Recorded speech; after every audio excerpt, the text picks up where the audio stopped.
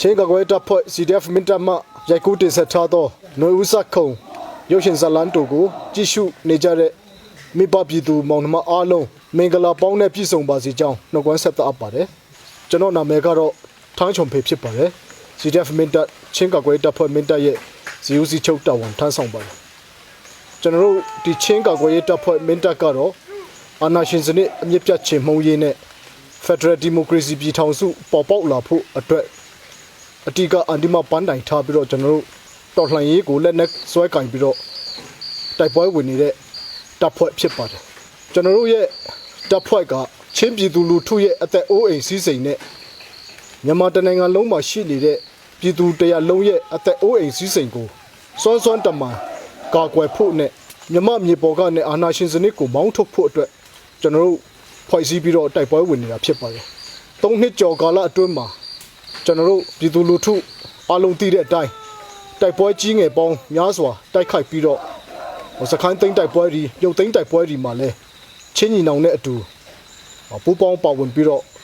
ဆောင်ရွက်နေတဲ့အဖွဲ့အစည်းဖြစ်ပါတယ်ကျွန်တော်တို့ချင်းပြည်သူလူထုဟာမြန်မာနိုင်ငံတနိုင်ငံလုံးမှာရှိနေတဲ့ပြည်သူများနည်းတူအကြမ်းမဖက်တော်နီလန်ဖြစ်အာဏာရှင်စနစ်ပြုတ်ကျရေးကိုဆန္ဒပြတပိတ်မှောက်ရာကနေလက်နက်ကင်လန်းစဉ်ကိုရွေးချယ်လာတဲ့အဖွဲ့အစည်းပဲဖြစ်ပါတယ်ကျွန်တော်ချင်းပြည်သူလူထုရဲ့ငြိမ်းချမ်းစွာဆန္ဒပြမှုတွေကျွန်တော်မင်းသားပြည်သူလူထုရဲ့ငြိမ်းချမ်းစွာနဲ့စီကံတကြဆန္ဒပြမှုတွေကိုအကြမ်းဖက်စစ်တပ်ကဖမ်းဆီးခြင်းနှိမ်နင်းခြင်းများပြုလုပ်လာတဲ့အခါမှာကျွန်တော်တို့ကိုပြည်သူလူထုနဲ့ကိုဒေသကိုကာကွယ်ဖို့ကိုမျိုးကိုကာကွယ်ဖို့အတွက်မဖြစ်မနေလက်နက်ကင်မှရမယ်ဆိုတဲ့အတွေးတွေကိုကျွန်တော်တို့စီမှာရောက်လာပါတယ်အဲ့ဒါကြောင့်လက်နဲ့အားကိုပြီးတော့တိုင်းပြည်ကိုနှိပ်စက်နေတဲ့ပြည်သူလူထုကိုဖမ်းဆီးတပ်ဖြတ်နေတဲ့အကြမ်းဖက်အာဏာရှင်ကိုလက်နဲ့ပြန်တုံ့ပြန်မှပဲကျွန်တော်တို့လူချင်းနဲ့ပန်းတိုင်ကိုရောက်မယ်ကျွန်တော်တို့ရဲ့ပြည်သူလူထုကိုအကာအကွယ်ပေးနိုင်မယ်ဆိုတဲ့ယုံကြည်ချက်ယက်တီချက်တွေနဲ့ကျွန်တော်တို့လက်နက်ကင်လာကြတာဖြစ်ပါတယ်လက်နက်ကင်လာတဲ့အခါမှာလဲအခက်ခဲတွေအကြက်တဲတွေအများကြီးကျွန်တော်တို့ကြုံတွေ့နေရပါတယ်လက်နက်ကင်လိုင်းစဉ်ရွေးချယ်တဲ့အလျောက်ထောက်ပို့ပိုင်းဆိုင်ရာတခြားလိုအပ်တဲ့စီမံအုပ်ချုပ်ထောက်ပံ့ဆိုင်ရာတွေမှာလည်းအခက်အခဲတွေအများကြီးကြုံခဲ့ရပါတယ်ဒါပေမဲ့မိဘပြည်သူလူထုတရလုံးရဲ့ဝမ်းရံအားပေးမှုအတူတကွရတည်ပေးမှုတွေကြောင့်ကျွန်တော်တို့ရဲ့လက်နက်ကင်လမ်းစဉ်ဟာအောင်မြင်တဲ့အတိုင်းအတာတစ်ခုအထိစီကိုကျွန်တော်တို့ရောက်ရှိနေပြီပဲဖြစ်ပါတယ်ကျွန်တော်တို့ရဲ့မြို့တွေပြန်သိမ်းနိုင်ဖို့နဲ့ပြည်သူလူထုအမှန်တကယ်လွတ်မြောက်ဖို့အာဏာရှင်စနစ်အမှန်တကယ်ပြုတ်ကျဖို့ဆိုရင်မဟာမိတ်ကန်ဒါကအရန်အရေးကြီးပါတယ်ကျွန်တော်တို့တော်လှန်ရေးအင်အားစုအားလုံးနဲ့ပူးတွဲလက်တွဲပြီးတော့ကျွန်တော်တို့ရဲ့အိမ်မက်ကျွန်တော်တို့ရဲ့ပန်းတိုင်ရောက်တဲ့အထိဆက်ချီတက်ရမှာဖြစ်ပါတယ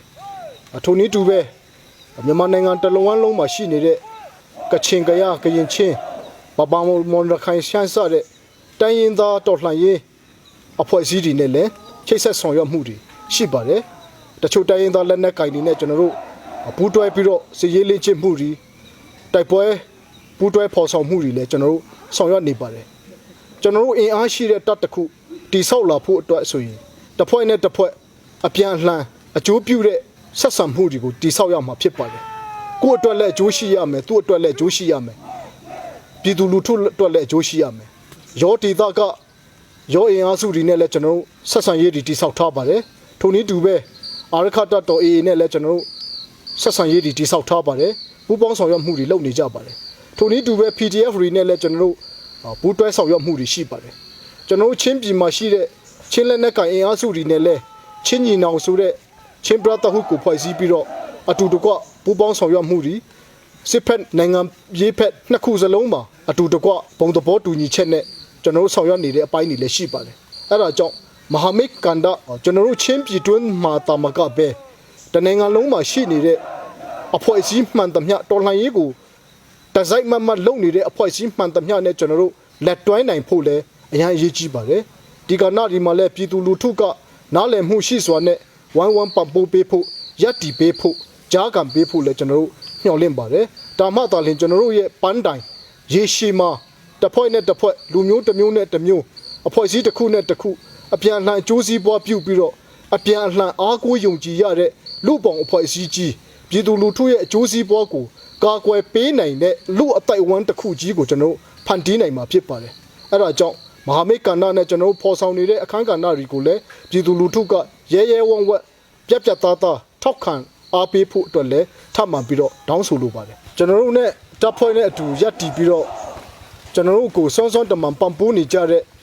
ပြည်တွင်းပြည်ပမှာရောက်နေကြတဲ့ကျွန်တော်တို့ရဲ့ထောက်ပို့တော်လှန်ပြည်သူများအားလုံးရဲ့ရပ်တည်ပေးမှုကြောင့်ကျွန်တော် CDF မင်းတပ်ဟာကိုမျိုးကိုပြန်သိမ်းနိုင်ဖို့အတွက်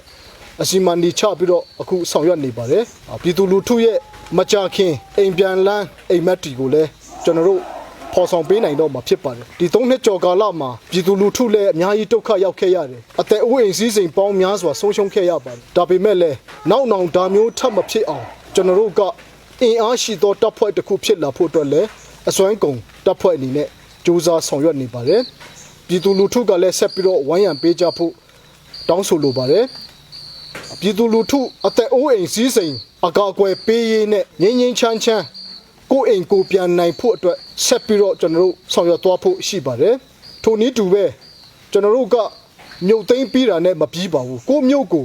လုံခြုံနဲ့စီမံအုပ်ချုပ်နိုင်ဖို့နဲ့နောက်တစ်ချိန်မှာထိုးစစ်တီအကြမ်းဖက်စစ်ကောင်စီဘက်ကနေပြီးတော့မှတိုက်ခိုက်မှုတွေစစ်ဆင်မှုတွေပြုလုပ်လာရင်လည်းခံနိုင်ရရှိနဲ့ကိုမျိုးကိုအမှန်တကယ်ကာကွယ်ပေးနိုင်တဲ့တပ်ဖြစ်လာဖို့အတွက်လည်းကျွန်တော်တို့အစွမ်းကုန်ကြိုးပမ်းဆောင်ရွက်သွားဖို့ရှိပါတယ်အဲ့ဒါကြောင့်မိဘပြည်သူများရဲ့ပေးဆက်အနစ်နာခံမှုနဲ့တပ်ဖွဲ့ဝင်ရဲဘော်တယောက်ချင်းစီရဲ့စွန့်လွှတ်စွန့်စားအနစ်နာခံမှုတွေကြောင့်ပြည်သူလူထုရဲ့အိမ်မက်တီလည်းယခုအကောင့်ထဲပေါ်လာပြီးဖြစ်ပါတယ်အားလုံးကလည်းဆက်ပြီးတော့ဝိုင်းရံပေးကြဖို့လည်းညှော်လင့်ပါတယ်ပြည်သူနဲ့တပ်ဖွဲ့အတူတကွလက်တွဲပြီးတော့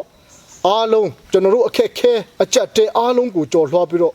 အတူတကွရပ်တည်နိုင်ပြီးကျွန်တော်တို့ရဲ့အန်တီမပန်းနိုင်ကျွန်တော်တို့ရဲ့ရပ်တည်ချက်ကျွန်တော်တို့ရဲ့မူဝါဒနဲ့မသွေဖီပဲနဲ့ကျွန်တော်တို့လူချင်းနဲ့အာဏာရှင်စနစ်ပြုတ်ကျပြီးတော့ Federal Democracy ပြည်ထောင်စုပေါ်ပေါက်လာတဲ့အထိ